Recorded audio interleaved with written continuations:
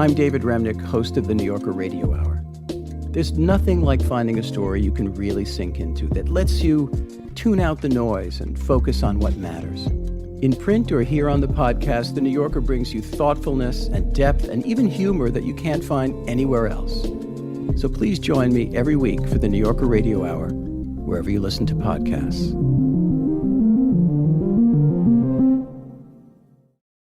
Hey everyone, Lisedi here. A few weeks ago, we got a message from John Obot. You might remember him from a story we did back in 2023. John was putting himself through a grueling challenge to break a Guinness World Record. He was going to read out loud for 6 straight days, without sleep, in front of thousands of people. He hallucinated. He lost time. He forgot where he was. I don't know how, but John got through it all. John Obot, a school teacher from Akwa Ibom State, has broken the Guinness World Record for the longest marathon read-aloud event. TV and radio shows were calling him for interviews. He got invited to literary events and book clubs. Everyone wanted to meet a world record breaker. But unknown to John, some bad news was just around the corner. Well, I found out that I didn't break the record. It felt really painful. It felt really depressing. But, life happens. It has happened. To be clear, John did do the actual reading. There was a mountain of evidence to prove it. But for Guinness, John's attempt was not valid. So what went wrong? And could he fix it? Or was this the end of his world record dreams? First, let's turn back the clock to 2023 to see where this all started.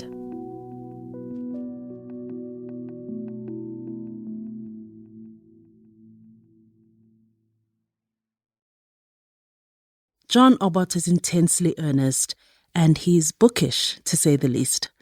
John has a voice that draws you in closer. And right now, he's feeling afraid and nervous.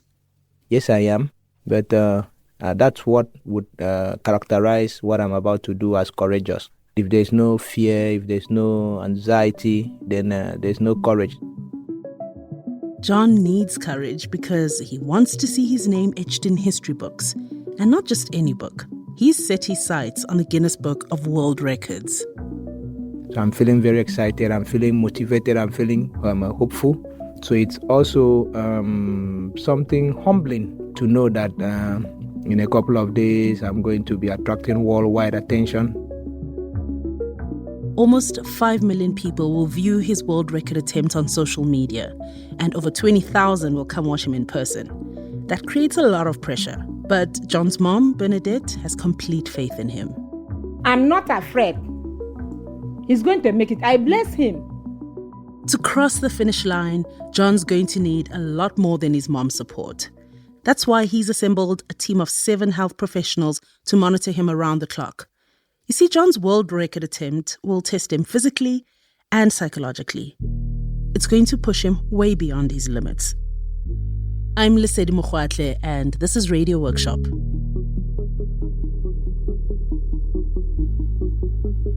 Today we're in Nigeria, often called the Giant of Africa, a country of over 200 million people, the largest on the continent. But we're not taking you to one of its sprawling cities like Lagos or Kano.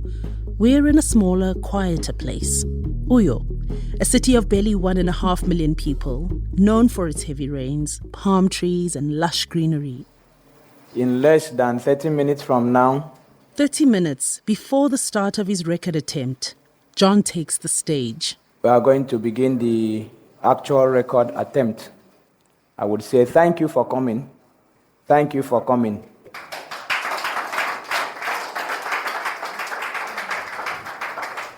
Around 50 people are here in a conference room at the Watbridge Hotel.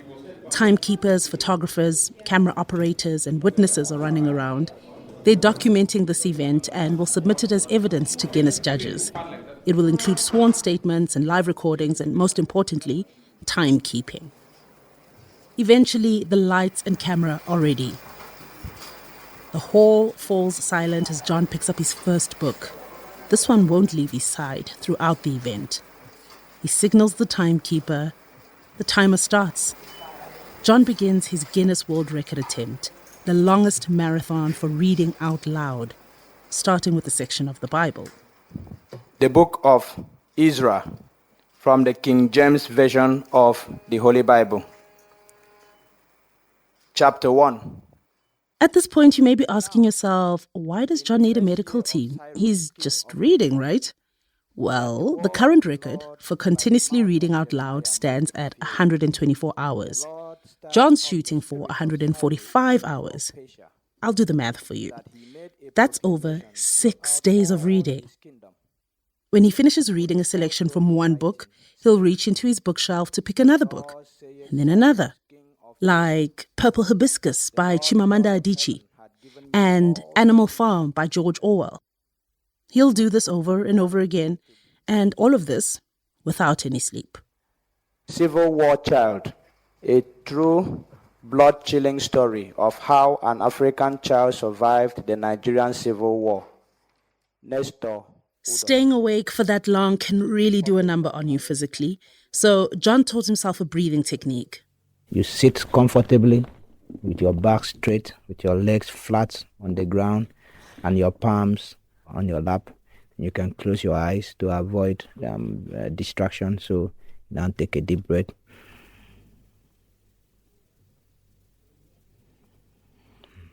And then exhale. But breathing won't be enough. Severe sleep deprivation can trigger hallucinations. Radio workshop reporter Mo Isu asked John about how he's going to cope if that happens. Do you have contingency plans for what happens if you start to hallucinate? Yes, contingency plans for hallucinations is just to tell myself that it's an hallucination, that it's happening in my head. Her hair was long, fluffy and curly, like the hair of a newborn African child. On stage, John's reading at a podium. There's also a table and a comfortable chair. There's a large bookshelf containing 41 books, most of them by Nigerian authors. And on the wall behind John, there's a huge banner with life-sized pictures of him in a library. And of course, there's a timer, a big 21-inch screen, which right now reads 2 hours and 49 minutes. John still has over 142 hours to go, and our reporter Mo Isu had his doubts. Let me tell you my biggest skepticism. Won't you get bored? You're going to be reading for 6 days. You're going to get bored. Aren't you concerned about this? Like, have you thought about this? Yes, I've thought about it, but knowing that I have an audience that is paying attention to my reading is enough not to make me get bored. And moreover, I'll be interacting with the book. So as I'm interacting with the book, I'm living in the world of the book. At the end of the lecture, the entire class rose up to give him a standing ovation, confessing that not even the course lecturer could have done a better Guinness job. rules permit a 5-minute break for every hour of reading. John can accumulate those breaks if he reads for longer, but that's it. 5 minutes every hour to rest, eat, go to the bathroom. That's also when doctors will check his pulse, respiration, and blood pressure. They'll routinely draw blood to test his overall health. And amidst all of this, John will record short voice notes for us. Here he is at 3 a.m. after 12 hours of reading. Feeling extremely sleepy and lightheaded, but I know maybe it's just because that was a night shift and so it was expected. Maybe when I begin to see daylight, it's going to come up. So that's 145 minus 12, and so I'm proud. Once his 5 minutes are up, John puts on his reading glasses, a new prescription that will help him cope with eye strain. Then it's back to the books. She had a gap in the upper front teeth.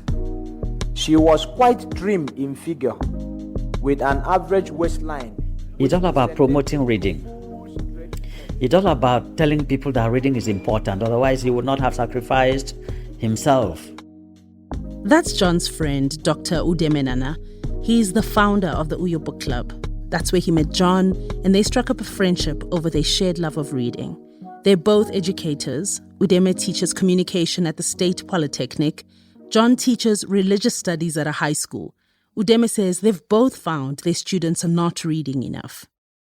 I discovered some 10 years back, or it really dawned on me that culture was dying, especially among the youths. Yeah, I'm also wondering about the phrasing you've used. It kind of insinuates that there was a time when there was a reading culture, like there has been a... Of course. There was a time that every local government headquarters had a library filled with books.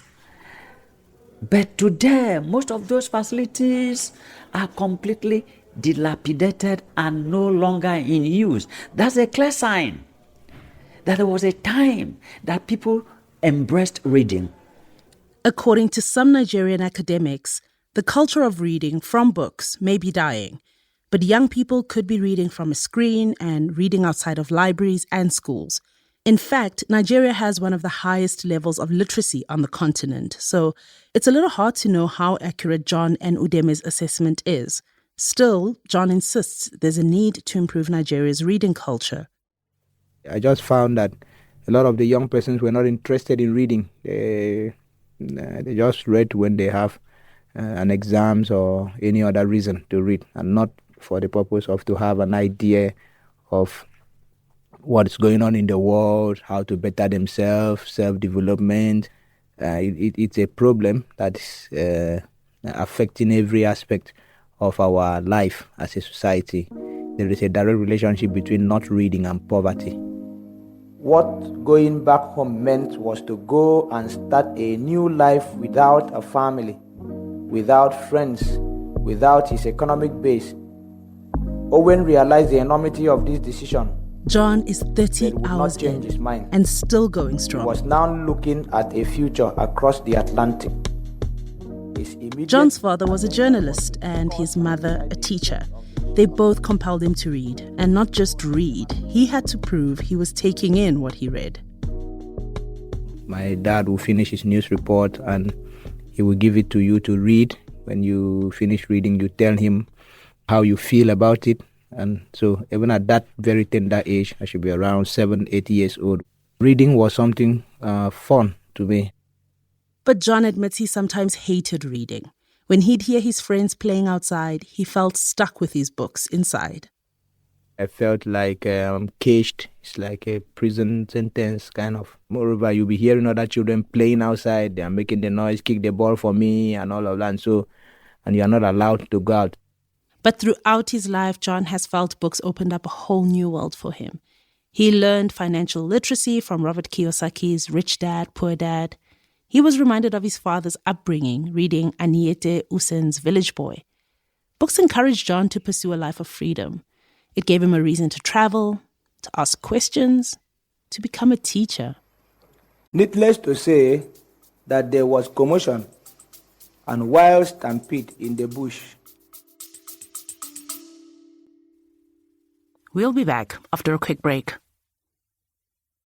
In the Obit Project podcast, young journalists tell stories about the lives of real Montanans after they die. I'm Jad Abumrad. I've always thought, frankly, that obituaries were a little bit snoozy. So I teamed up with my old friend, UM Journalism School professor Jewel Banville, to help young journalists make a new kind of obit through sound. These are rich, honest stories about ordinary people who lived and died. Listen to the Obit Project wherever you get your podcasts.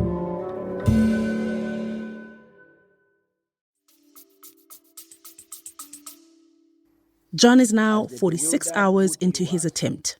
Elbows on the podium, hands supporting his head. He's chewing gum to keep his jaws loose, but he's ready for a break. He looks up and gestures to his team. If you lean in, you can hear his whispers caught on mic. 2 hours, how many? 2 hours. How many? How many minutes remain?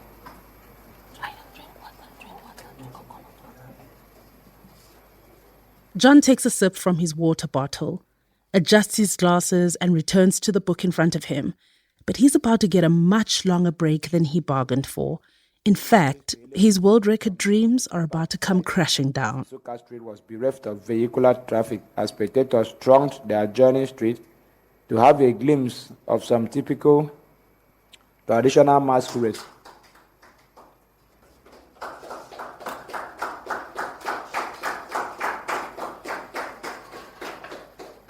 He's minutes away from reaching 48 hours, but something is wrong. My team lead drew my attention to the fact that the actual clock that we had behind me was not in sync with the timer clock. Yes, 2 clocks were out of sync, an official clock and an unofficial clock. John tried to signal what was wrong, but in the confusion, the timekeeper stopped the official clock, and so, to the judges, that's it. John is disqualified. His world record attempt is over. Ironically, all this happens while John reads Chinua Achebe's Things Fall Apart. I naturally have these shock absorbers. I don't usually fret about things because I know that what will be will be. So at that point, it was my fault. And so now what? After months of preparation and a whole 48 hours of reading, John needs to figure out his next move. He meets with his team to go over their options. Should he keep going and ignore the glitch? Maybe he should restart the timer from the beginning. Or is it better to just give up?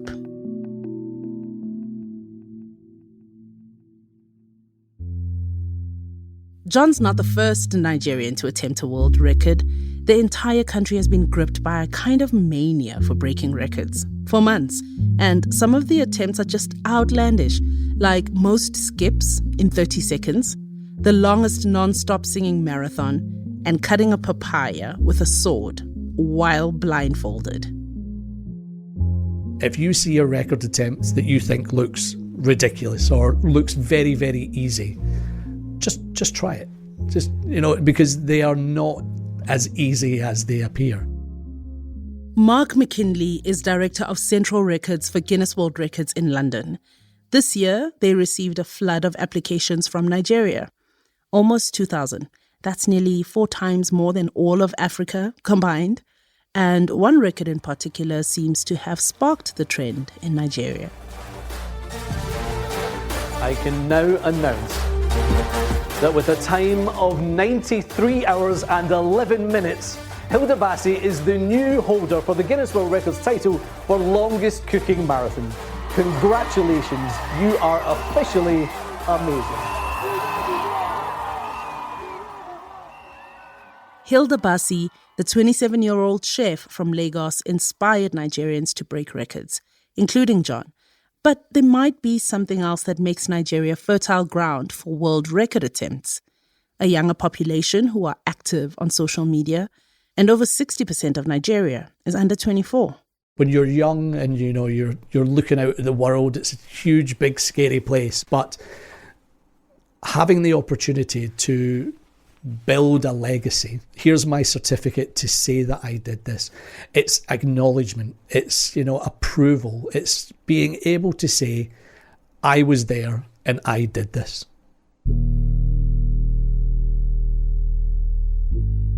Back at the hotel in Uyo, John is taking a long shower. He's going to eat a meal. His doctors will run a full battery of tests. It's been 4 hours since he stopped reading, but he's going to try again.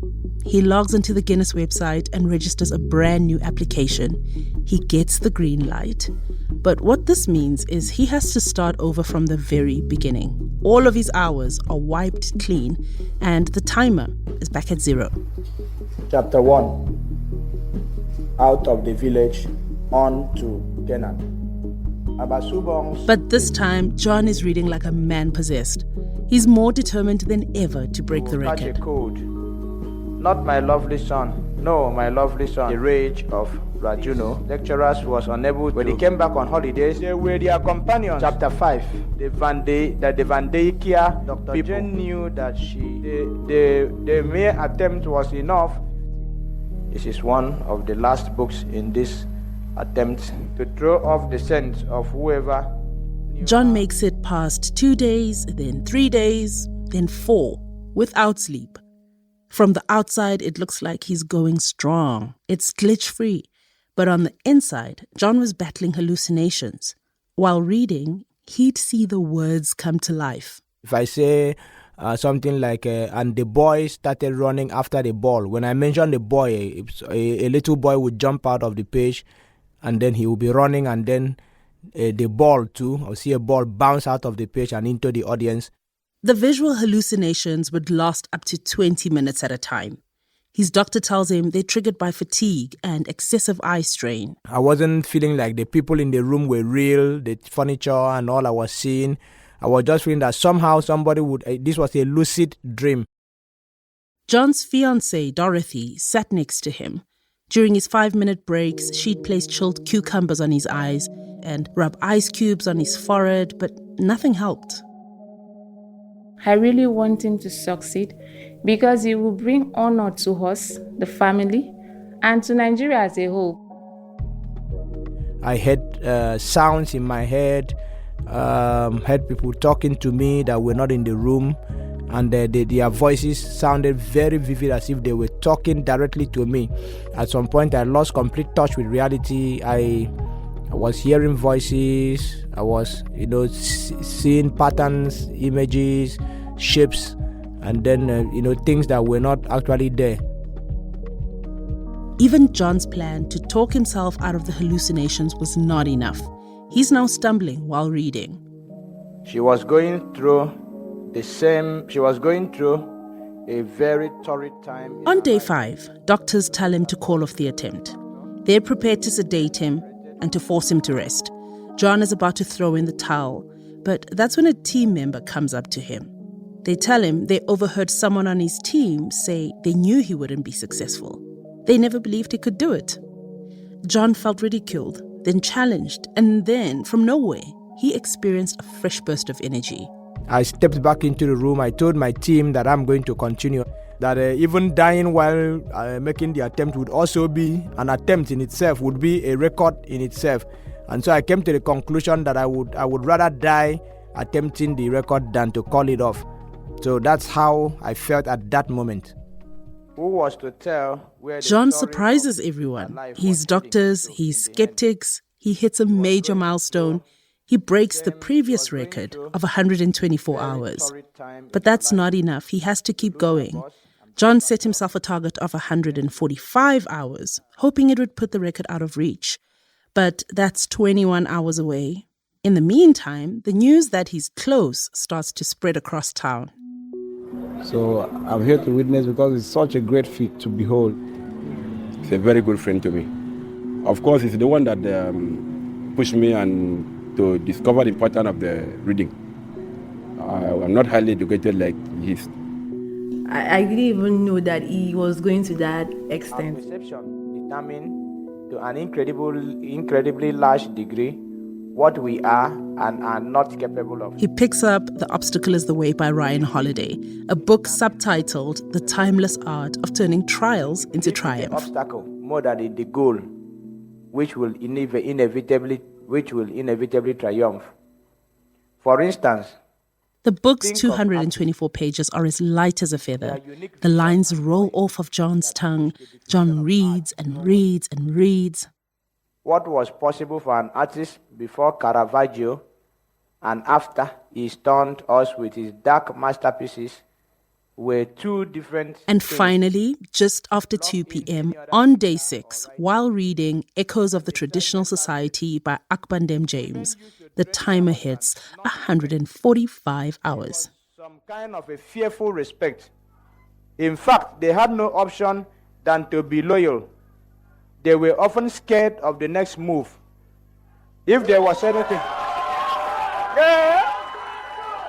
Thank you, sir. Thank you, sir. Thank you, sir. Thank you, sir. Oh! Thank you, sir. Thank you, sir. We did it! We did it! Incredibly, John actually remains inside and continues reading for a few more hours, while outside, people fill the street.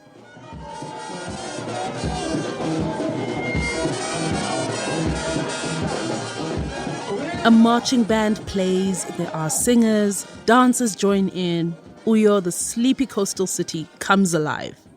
John finally puts down his book and joins the celebrations, even though his body was in so much pain from standing and sitting all that time. When he got home, he slept for 36 hours. Guinness World Records will need time to look through all of John's evidence before they'll award him his record. But John is wasting no time. He's touring book clubs, speaking at events, appearing on radio and TV. He's planning to start a creative writing academy and a foundation to revive reading. He's also very excited about his next project. I'm going to be writing my own book detailing, describing the experience, titled A Journey Through Hell, how I endured 6 days marathon reading to gain a Guinness World Record.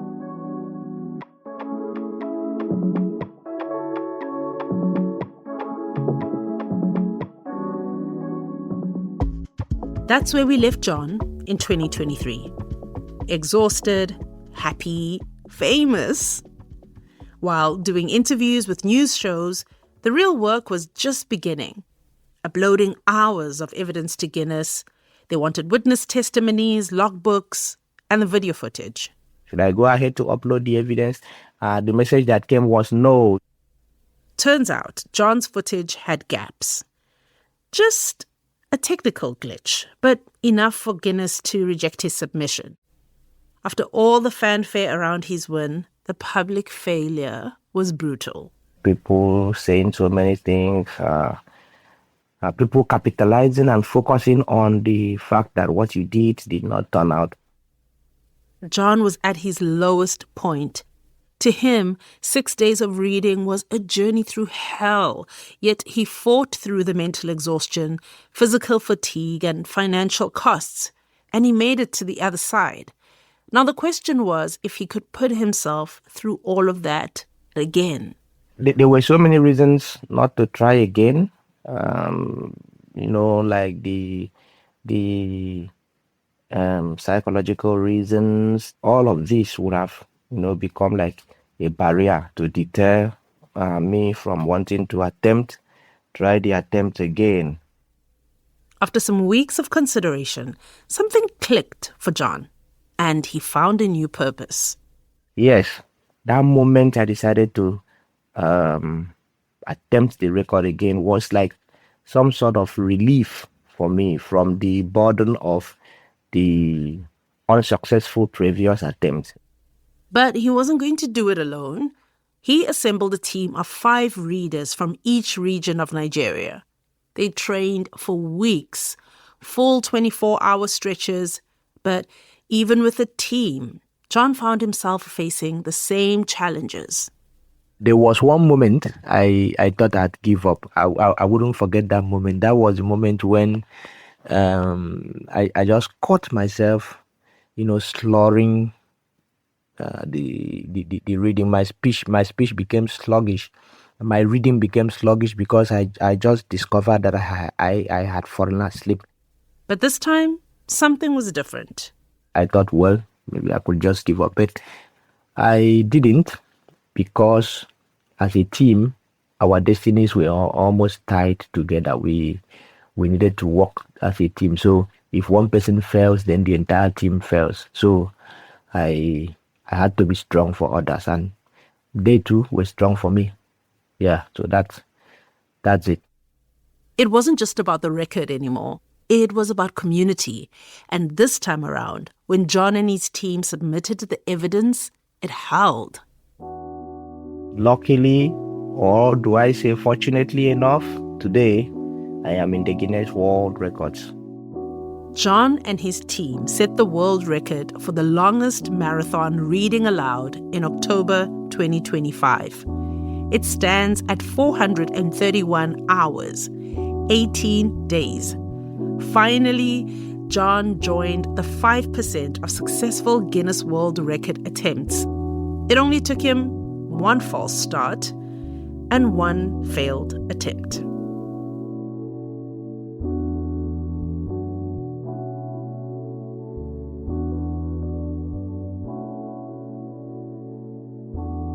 This update was produced by Mo Isu and Darshan Moodley. They also worked on the original story in 2023, together with Nduka Ojinmo, Naomi Gruen, and Samantha Brown. Rob Rosenthal and I edited the episode. Joe Jackson is our managing producer. Music by Kamani Sambo at Edible Audio in Cape Town. Sound engineering by Joe Jackson, Naomi Gruen, and Mike Greyfeld. Special thanks to Rob Byers and also XL 106.9 FM, Uyo's urban lifestyle music and talk radio station, for their support in making the story. Find out more about what we do and support our work on radioworkshop.org.